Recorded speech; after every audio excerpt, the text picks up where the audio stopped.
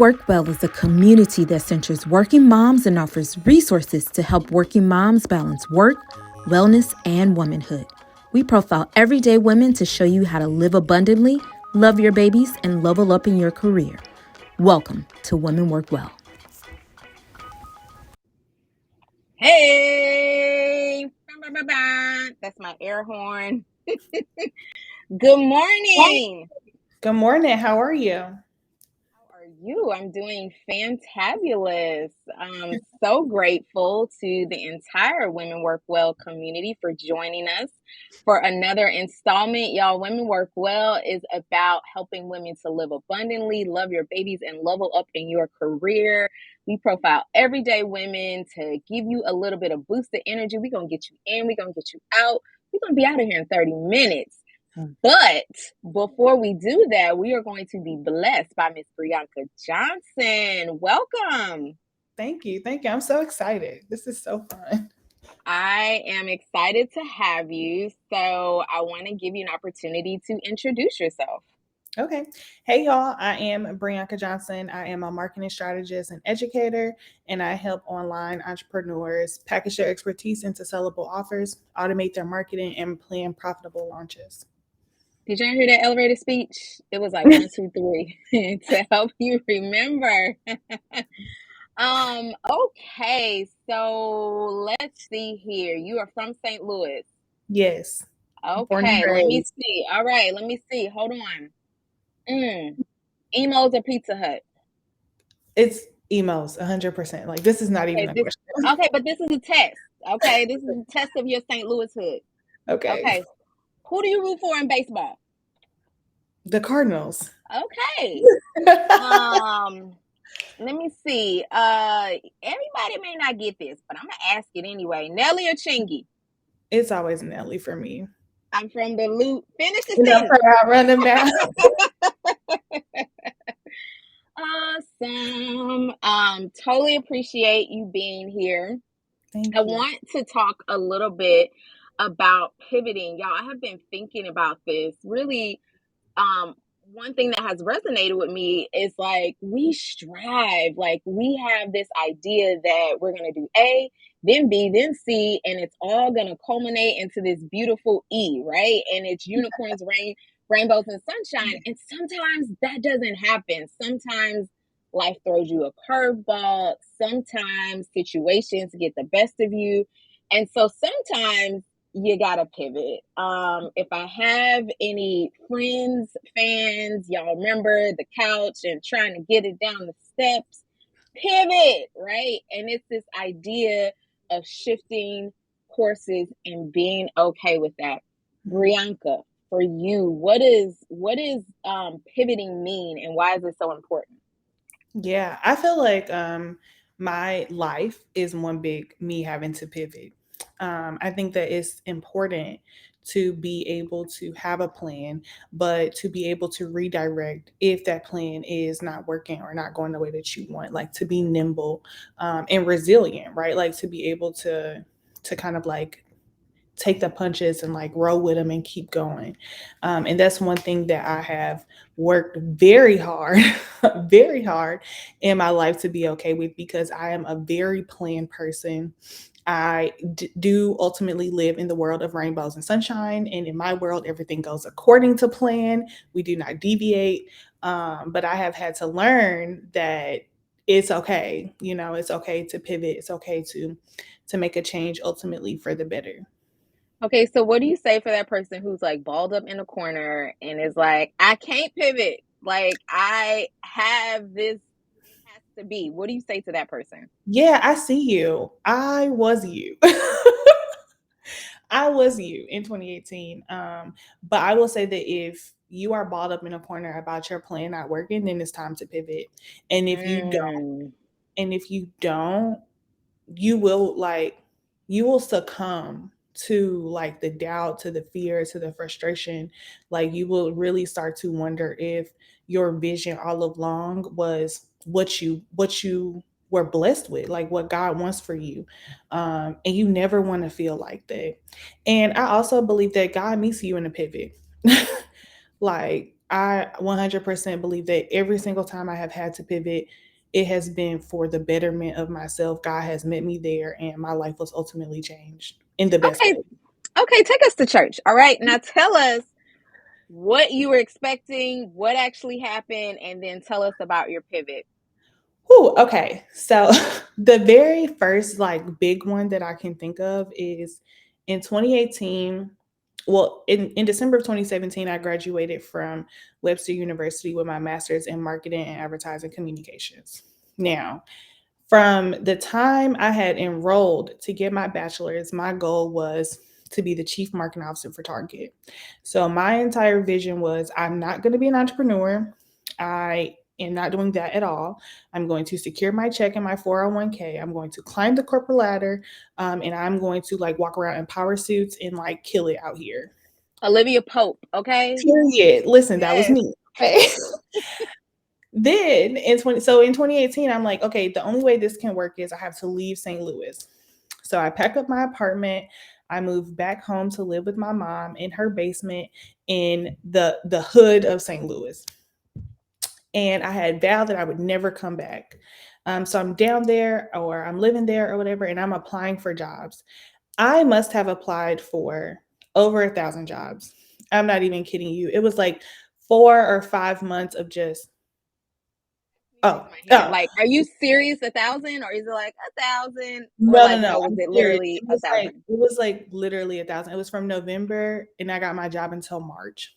So I was like applying. I was having all of these interviews like back to back to back. Now, the key part of this story is that I was applying for jobs specifically in Texas because I wanted to move to Dallas.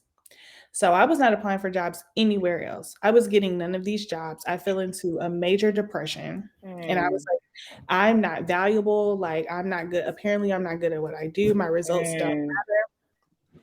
This whole thing. And so I like prayed about it.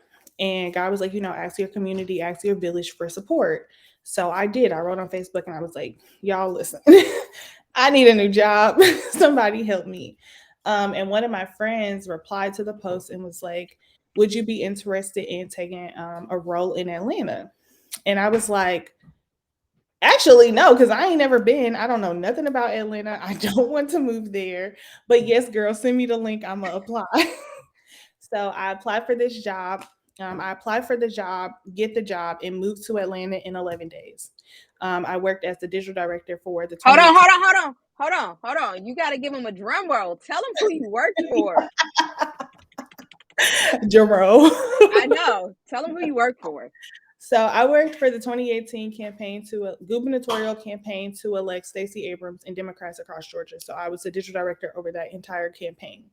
I had worked in politics in my business as a entrepreneur. So I had also worked in Senate races here in St. Louis.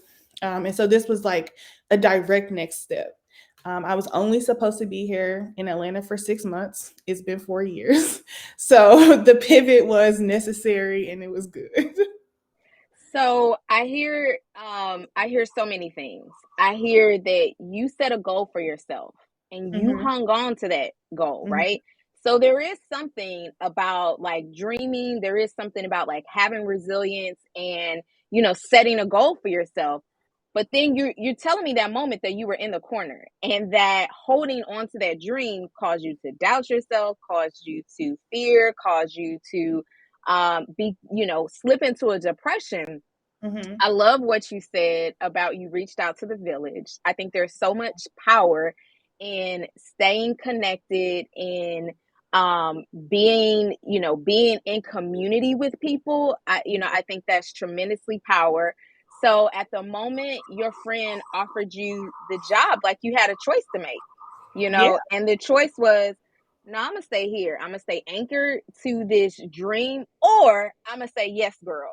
And when you said yes, girl, right, you became a part of history. So I think that um, there's something powerful about surrendering to the yes. It may not have been your original yes. Now, come on, I'm taking y'all to church. It may not have been your original yes, but mm-hmm.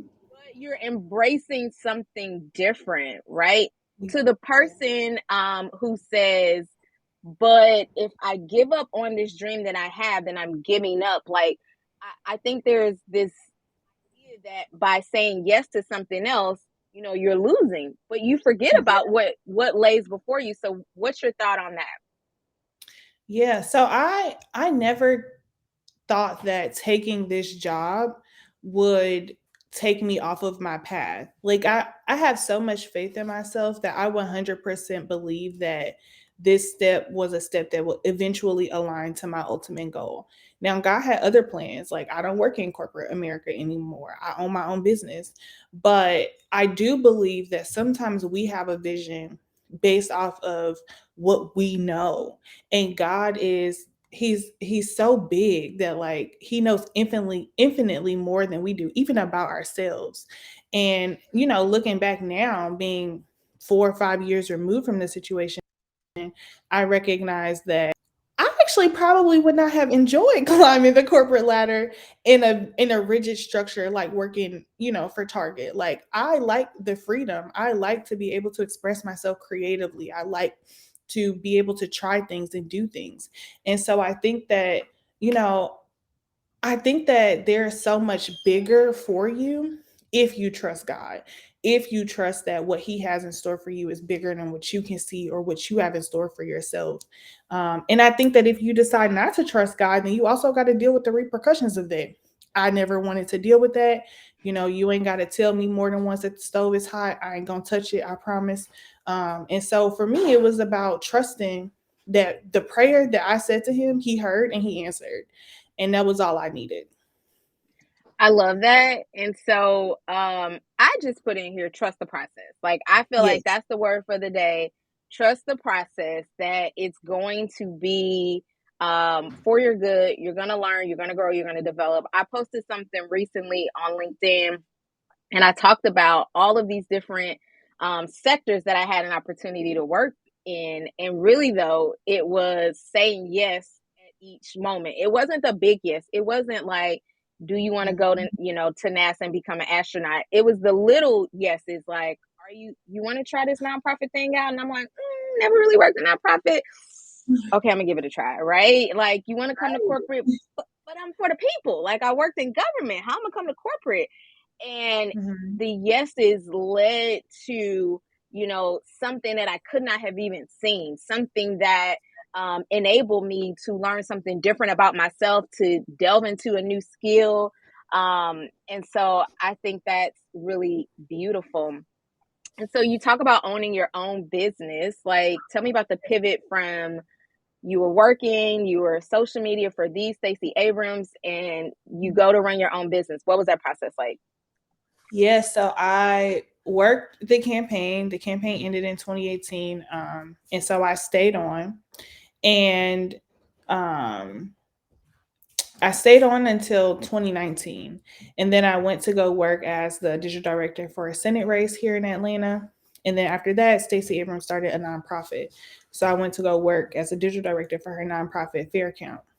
And I would say from 2018 until 2020, I was just moving a mile a minute. Like, I don't know if you ever like put your head down in your career and you're just like, I just got to get to the next thing. The next thing is going to be, whatever. Um, and so I did that for 2 years. I was working 100 hours. I was depressed. I didn't even know it. It was nuts. And then COVID happened. And it sounds like so terrible to say this, but COVID was one of the best things that ever happened to me because it forced me to really sit down and take inventory. Like, I really truly had to ask myself, like, girl, you don't like this roommate that you got. Why you still got a roommate? You really want a dog. Why you ain't bought the dog? You hate working 100 hours a week. You want to get married and have a baby. Why are you working 100 hours a week? This doesn't even make sense. I had to ask myself all of these questions, and as I'm answering them, I'm like, "Oh, I don't like this. I don't like what I'm building." And so I tore it all down. I moved out of the apartment with a roommate. I went and got the dog. I quit my job. I was like, "Listen." And it's so funny because the day that COVID struck Atlanta, when they shut everything down, I had my resignation letter typed to submit. And me, my now husband, and my best friend were in my living room. And I was like, I'm about to send it. And my friend was like, Brianca, call your mama. Like, the world is shutting down. I don't know if now is the time to be submitting your resignation. And so I called my mama and I'm like, girl, I got my letter. I'm about to be out. And she was like, Brianca, they're shutting down the world. Like, now is not the time to quit your job. Just stay on until we could figure this whole COVID thing out. And I cried. Like, I sobbed. I was devastated. I was like, no, I'm ready to go. But, I just always feel like the people who love you, who really love you, and who really know you, like, have your best interests at heart. And so I trusted her, and I was like, all right, I'm going to stay. I stayed on for 3 months. And when you do something that God has told you specifically not to do, when you go against him, he going to make it so hard for you. I mean, he going to make it the most difficult thing that you have ever done. And that's really what happened for me. I stayed on those extra 3 months and it was terrible. It was so much worse than it ever had to be if I would have just followed his direction and trusted him. And so finally, go ahead. Go ahead. I got lots of questions. Oh, so finally, first I submitted my letter and I was like, I'm going full business. And we've been full time ever since. And we coming up on 2 years. Okay. So Mother's Day just passed. We love our mamas. Okay. Shout We out to love you, our mama. My mama. Hello, Miss Patricia. All right. So, but are you saying that you had a clear vision? You were like, I'm ready to get things into alignment. I'm ready to, hey, word for the day, pivot. And then you mm-hmm. talk to mama, and mama's like, no, not today. Not Yeah. today, Sadie. And you didn't do it. And as a result, right, things were tough for you. You weren't fulfilled, and it came back around, and you still had to make the difficult choice. So are you saying in this instance only, Mm-hmm. maybe mama's advice wasn't the thing? Yeah. Because you can't say nothing bad about mama, but No. And honestly, like, now that I'm becoming a mother, I understand why she said this, right? Like, her whole goal is to protect me, to ensure that no harm ever comes to me. And that's coming from her vision of what she sees in my life. I'm coming to her with a vision that she don't have. I got this vision directly from God. This ain't between nobody but me and God. And so I think that the point of it is that when God tells me to do something, I don't need confirmation from no other oh, human, mama or nobody. I need to do what God told me to do. And I had to learn that on my own. I think that a lot of times one of the reasons we get stuck trying to figure out if the pivot is what we want to do or what it is even that we want to do, I think a big part of that comes from the fact that we're always looking for this confirmation from humans. But you need to be looking for confirmation from God. mm, mm, mm. If my kids were sitting here, I would say, nope. Because that is so good, right? And I think as humans, as women, as mothers, as friends, like, you do phone a friend for Yeah. validation. You do say, girl, how my hair looking today? Like, you Mhm. do say, should I take this job? Like, you do say, based on what you see and what you know of me, like, is this the thing for me? So I love what you're saying about we're prone to seeking confirmation. And right, there is wisdom in a multitude of counselors, but there Yes. comes a point where you have to search your heart and you Hmm. have to know and see what you're feeling. And you had already done that inner work.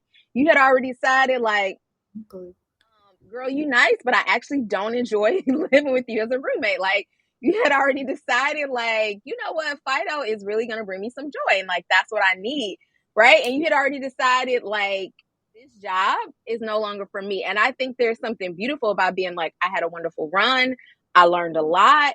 And now I'm ready to explore something new. So you had done the inner work, but instead of like trusting that first, Right.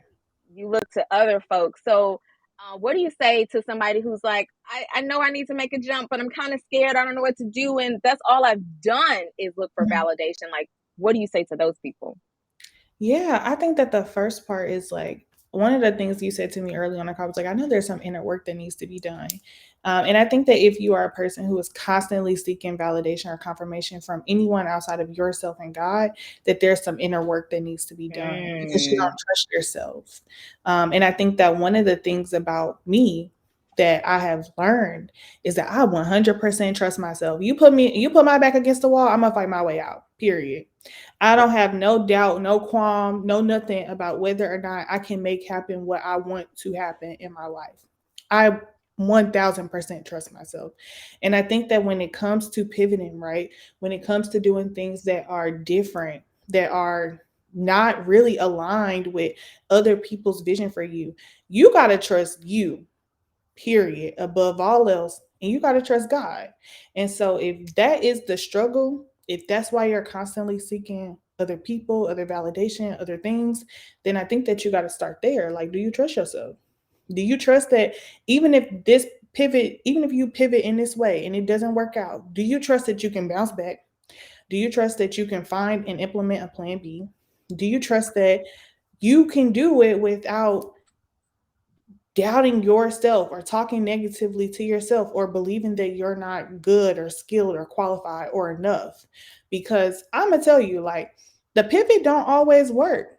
We would love to say it Mm. does, but it doesn't. And if it doesn't, can you bounce back? Are you tenacious? Are you resilient? Are you audacious? Right? And I think that you kind of have to have that when you're talking about pivoting. Woo! I feel like we can just give the benediction right now because okay, let's go back to woo. Go back to something you said. Number one, trusting yourself, Hmm. right? So inherent in pivoting is like having some faith, but Hmm. trusting yourself, right? And trusting that it's going to work out. Like I remember talking to a friend who was thinking about switching careers and they're like, I can't, this is, this is my jam. I've done this forever. Hmm. And what I said is, if it doesn't work out, you can just get You a can do new something job. else. Like it's not the end of the world. So saying yes doesn't mean like you're anchored to it and you're locked in for the next 40 years. Saying yes is I'm going to try it, but if it doesn't work, like I still have autonomy and I can Mhm. still decide what works best for me. So it still goes back to doing the inner work to be clear about your intentions, what's working well for you, what's not working well for you, and what could potentially like be the best for you. Exactly. But then you also drop this bomb, and I wasn't ready. The pivot doesn't always work. No. Talk to me about that. Ooh. Yeah. So since finding out that I was pregnant, one of the things that like I really like grappled with was this idea that like I could be a mother and I could run a business. And the way that people talk about motherhood, they make it seem like you got to pick one or the other, right? Like you could be a good mom or you could be a CEO. You could be a good mom or you could be a good wife. It's never like all the entire platter is available to you. And I struggled because I was like, well, I don't want one or the other. Like, I want the whole plate. Like, how can I, like, is this not available to me? Like, do I have to pick? I don't want to pick. I'm not really a picker. I'm more of a, like, all things in this world are available to me kind You of want person. the spread, I want like to spread. Like, I want to pick, I want the option. I want to pick what I want when I want it, and I want to put it down when I don't want it. And so I really had to like pray and like talk to God and be like, okay, what other people have for them on their plate is for them. But Lord, I need you to put all three options on my plate. Like over here, Brianca needs to be a good wife, a good mom, and a good business owner. Help me figure out how to do that. And so one of the ways that I thought, okay, well, the best way for me to do this is to like remove myself from coaching altogether. Like I'm not gonna help people with their marketing. I'm not gonna execute any strategies for anybody. I'm just gonna teach them how to do it themselves. Hated it. I was like, I kept telling one of my friends, like, I just miss being in other people's business. Like I miss I don't understand. Like, why let is me find out you nosy though. Let me find out you nosy on the sneak. I know. But like I struggle so hard. I was just like, I don't like this. And yesterday my husband said to me, he was like, Brianca, Who's to say that you can't continue working with clients? Like, who's to say that it has to be just these things? Like, if you like working with people, then work with the people that you like working with, you know? And so like that was the big thing for me. Like that pivot didn't work. But now I have a new path, and it's like, all right, bet. Well, I can try this out and see and figure out how I can do it. Let me But find out your husband knew you were coming to have this conversation. He dropped a little nugget to help you pivot. Okay, thank you, husband. listen, he did well.